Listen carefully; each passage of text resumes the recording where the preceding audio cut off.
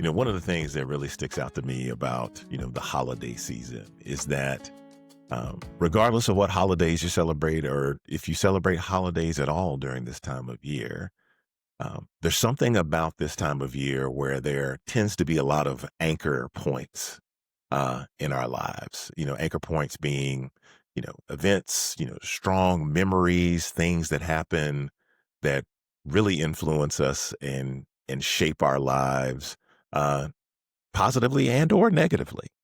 Um, so as we were getting ready to record this episode, I was just kind of thinking back of, holidays past as a young person, and things that happened when I was young that were those anchor points and formative things. And there were two things that came to mind. One was, as a kid, I did something during the holiday season that kind of carried over into adulthood, and that was something related to my meticulous attention to detail.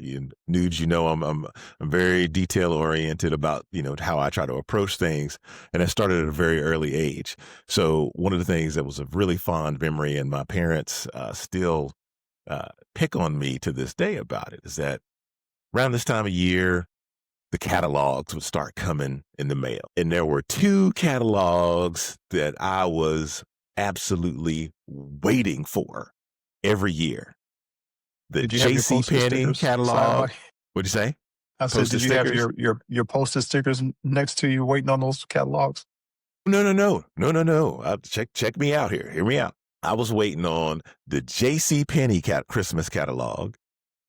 And there's this store that was in the area. I don't know how widespread a store called Brindle's, the Brindle's Christmas catalog.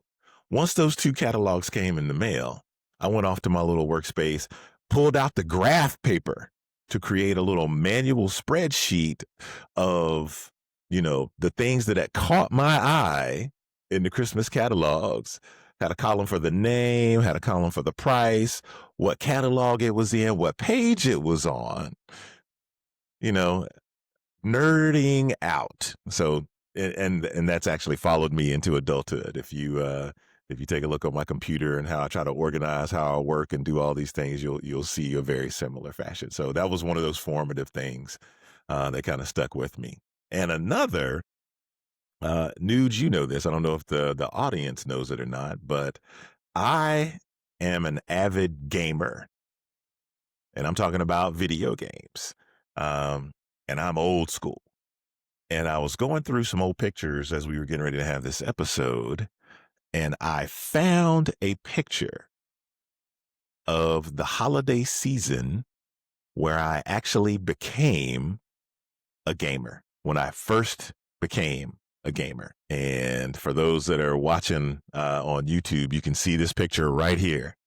This was a picture from Christmas of 1982 when I got an Atari 2600 video game console for Christmas. And I've been gaming strong ever since. I still have that Atari.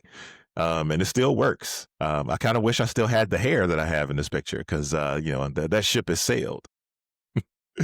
But from this, love of video games, but this is actually what sparked my love of technology as well, and led me into my career path. Just being able to, have a love of technology. And it's something that happened during the holidays that really just kind of carried forward into adulthood. And it was funny to come across that picture, because that was a very formative moment that captured. And those were some positive stories and good stories. But at some point, if we keep living long enough, as the older folks would say, there are things that happen where the holidays have anchor points that are maybe not so positive. There are memories of folks that we may have lost, or hardships where the holidays really start to carry some weight that make the holiday times difficult. And it's important to know that, we can still get help. We can manage that grief. We can manage those hard times. Like we always say, we're not therapists, but there's plenty of help out there if you're struggling during the holiday season. And just like any other time of the year, you should never be afraid to ask for help.